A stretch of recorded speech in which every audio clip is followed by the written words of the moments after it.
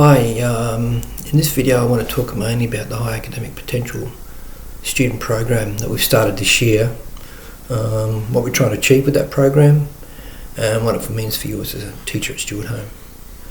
Firstly, I want to talk briefly about my role so that you understand what that entails, give you a bit of an idea of what I'm trying to do so that you can tap into that.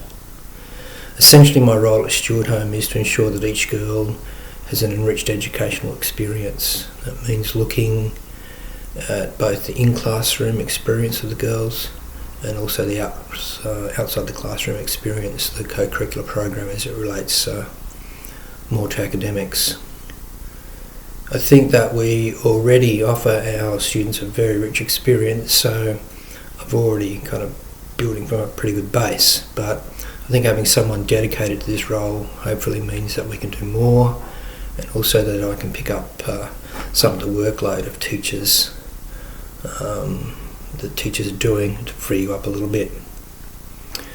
So if you become aware of an enrichment opportunity, something that you think would extend our students, provide a richer learning environment or experience, then please make sure you get in touch so we can work out a way to offer that to our students.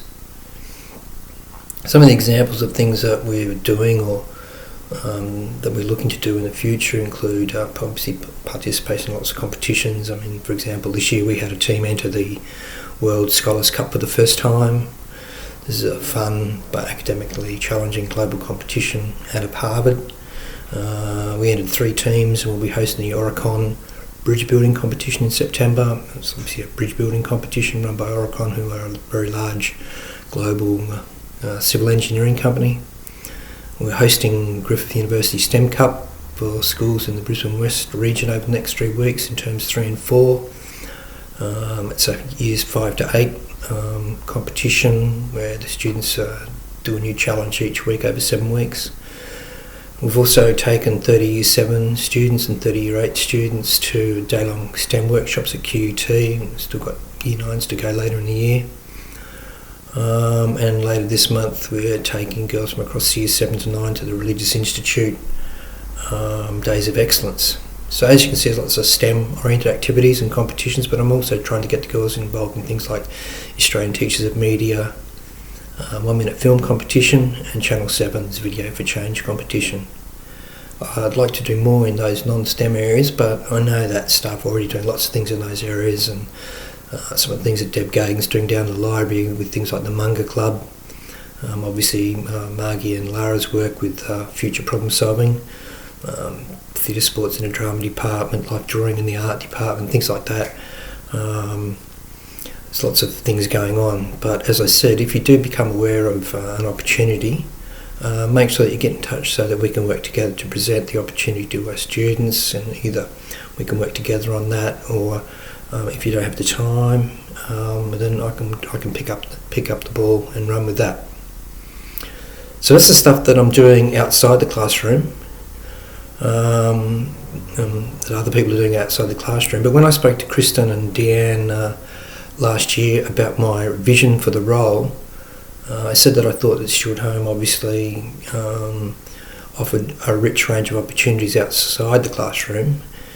Things like problem solving, as I've just mentioned, things like debating, Wendy MacDonald's, in the Science Ambassadors program, the wide range of opportunities and competitions that Lee Ferguson provides for girls in the digital technologies area, and obviously I could go on. But I said, okay, we've got a rich range of things going on there. What I said we need to do as we move forward, what we could focus on would be more of what's going on in the classroom, and how do we actually ensure that each girl in the classroom is challenged and extended, and particularly those girls at the top end of the academic ability spectrum. There is strong evidence, both here and overseas, that the needs of high academic students are frequently overlooked. I mean, it's interesting if you think about the discussion around NAPLAN, that the focus there is generally on the poorly performing students and the schools that aren't doing so well, and how we might lift them up. I don't think I've ever heard a report about NAPLAN that actually talks about the 10% of students who are working at 2 to 3 years above their age level, and what we could do for those students, because we see the results in NAPLAN shows that there's a big cluster of students at the top end that are working well above their age. So whilst I think that correctly we have federal legislation requiring schools to account for how they accommodate with the needs of students with disabilities and learning difficulties, there isn't a requirement that we do the same thing for students at the other end of the spectrum. And I think that reflects a mistaken belief really that gifted children will make their own way no matter what the educational environment. But what the research actually shows is that students with high academic abilities, gifted and talented students, to use the jargon of the literature, requires external support structures to flourish. Usually, unless they're sufficiently challenged, more advanced learners often come to believe that all academic work is easy. They sometimes develop a risk-averse mindset and become unwilling to put in the effort required to reach their potential. I mean, there's a whole range of other barriers that face potential students, particularly girls. I think we've all come across girls who labour under this sense of perfectionism that has to be perfect. Girls who tend to hide their ability so that they avoid, they don't stand out. They want to get along with other students. They want to have friends, and they often feel that those things can be compromised if they show their true abilities in the classroom. So I think there's a whole range of barriers that high academic, high potential students face in schools. So a supportive school environment with appropriate interventions can play an important role in ensuring that girls of high potential have the opportunity and motivation to ensure that potential is transferred and developed into talent. So that provides some background information about why we're developing the High Academic Potential Student Program. So this is a program that we're starting at Stewart Home that's targeting students with high academic potential. So what we're hoping to do is, with these high academic potential girls, is basically something similar to what we do, what Diverse Learners does with those girls who are struggling academically. I mean, first of all, we'll need to identify the girls who show high academic potential. Then we'll need to develop an individual learning plan that sets out some of the modifications and opportunities we might offer those girls to ensure that they're challenged and extended. And then thirdly, I want to work with the individual teachers to ensure that those modifications are put in place. So I just want to run through those three things in a little bit more detail. So firstly, just thinking about the identification process. This year, I've done I've looked at some of the data that we already had about the girls. So in grade 9, that's obviously a fair bit of data. In grade 7, not so much. But and in doing that, I've been kind of guided by sort of research around the number of gifted and talented kids that are typically found, and most of the research suggests that around 10% of kids are gifted or talented, what we're calling high academic potential students. So that's probably going to be around 10 students in each year level. So that sort of gave me a rough guideline about how many kids I would be able to kind of work with. So when I looked at the data for NAPLAN data, I was looking at that top stay line. When I looked at PAT data, I was looking at 90 percentile and above range, and then in school academic results, just looking at that top cluster of students. And I know there's some problems associated with some of those with using that kind of data. I know, for example, there are some inconsistencies in the way we implement PAT testing that make it kind of less reliable than what I'd like it to be. So we'll need to look at that and how we can eliminate that. and obviously there's always a problem involved in using in-class results. A lot of the research on gifted and talented high academic potential students tells us that those students often disengage in classroom activities, and particularly if assessment lacks challenge, they may not, their assessment may not fully reflect their abilities. So there's some problems obviously in the sort of data that we're using, but that's the data we had. So obviously as I go forward, we'll be looking at improving that kind of process of identifying students. And one of the things I do want to do is kind of ensure that teachers are involved in that process, and that teachers are in a position to nominate students who they see as having high academic potential as we go forward.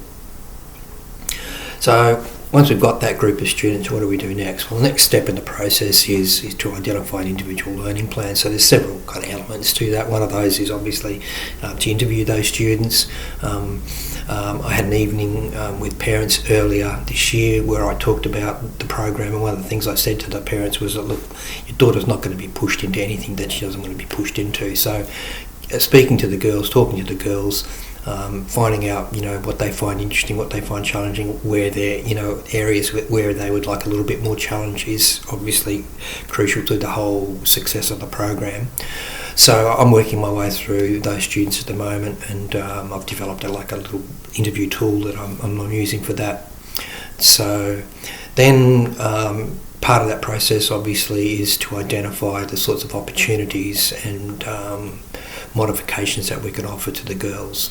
So I'll be, once those processes are done, I'll be speaking to teachers about that, and looking at contacting you to communicate with you the sorts of things that these girls are looking for in your class. Obviously we're doing this and it's already halfway through the year, but this is our first run through the process, so hopefully next year we'll be in a position to kind of roll things forward from the beginning. We'll obviously have those girls in grade 7, 8 and 9. We'll obviously already have data and information about them and a kind of individual learning plan for them, so we'll just be taking on board some new grade 7s. So just want to turn very briefly to look at the sorts of things that we've done this year to modify programs for girls. So one of the things we're trying to do is to develop some alternative assessments. So that's a simple thing that we can do to offer extra challenge to girls. So it might be offering an alternative topic. For example, in grade 7, I have one of those girls in my grade 7 class, and I pushed her in history to pick a particular pharaoh for her research project on a pharaoh. I pushed her to the more difficult kind of one where there was less information available, where the concepts involved in understanding that pharaoh were more complex. I know that Jenny Warwick with Alex O'Brien has encouraged her to do work that's being entered into the history writing competition run by the Queensland History Teachers Association. So there's those kind of opportunities there where we can kind of just tweak the assessment to give more challenge to students. A second thing we'll be looking at doing is acceleration. So taking a student in grade 7 and putting them into a grade 8 class. So we've done that, for example, with one grade 7 maths student, which she's sitting in a grade 8 maths class. We've done that with a grade 8 maths student who's sitting in a grade 9 maths class. And this year the timetable has made it a little bit difficult for us to do that on a more kind of wider basis than what we might like. But going forward, we're hoping that the timetable, that's one of the parameters that we can start building into the timetable, so structuring a timetable to enable that, acceleration to occur, on a more of a as needed basis. Another thing we've done this year is withdrawal. So we've been taking students out of classes. So this has taken some kind of manipulation of the timetable to get that to work, and we've only just started it. But Phil has got about half a dozen grade 9 maths students that are coming out of their normal maths class once a week, and he's doing some work at a grade 10 level maths with those students. So, that kind of withdrawal program, acceleration, tweaking assessment, these are some of the things that we can do to cater for those students and to ensure that they're extended and challenged. Obviously, we want to encourage teachers to differentiate their teaching as much as they can, and in class to ensure that those girls' needs are being met. And I'll just make one comment very briefly here about clustering and how we might group students. One of the things that the research does show or does tell us is that those students often actually don't like working with low ability students. And I know sometimes, and I know myself, I've been guilty of this myself, is I've often thought, there's a really high ability student there, I'll stick that student in a group with some lower ability students, and she'll actually be like a teacher, but they don't want to be a teacher, they actually want to be a student. So one of the things we can do is think about clustering and grouping high ability students with other high ability students who can work at that higher level. So if you have a group of those students in your class, and some teachers are fortunate enough to have several of those students that I listed before in their classes, you might think about working those girls together when you do group work, because that's pretty much what the research shows is their preference. So those are the kinds of strategies that we can offer. Obviously, getting girls involved in these outside classroom competitions and things like that I mentioned right in the beginning of this video is important as well. But I do really want to focus on the classroom. That's where the girls spend most of their time. They're in class, 6 or 7 hours a day, so by all means, if you feel like you have a student who shows a lot of potential, if you have one of those girls that was listed before, please come and talk to me about what you can do to help that student, to extend that student, to make sure that student is growing and progressing at the same rate or at a more rapid rate than the other girls in the class. So I do have some activities and some things for you to do in the OneNote. So have a look in there. I've listed those students. I've got a link to and there's a copy of the tool that I'm using for the interview process. I would like to get a register of the sorts of outside classroom activities that students are in, that are being offered to students. It'd be really handy for me to know. I'm aware, obviously, of many of the activities that are being offered, but it would be really handy for me to have a complete list, so that I can ensure that students are being pushed and nudged in the right direction there, and that they are aware of those opportunities that exist for them. So there's a little section in the OneNote there where if you know of activities that you are offering that I may not be aware of, that you can put that in there by all means.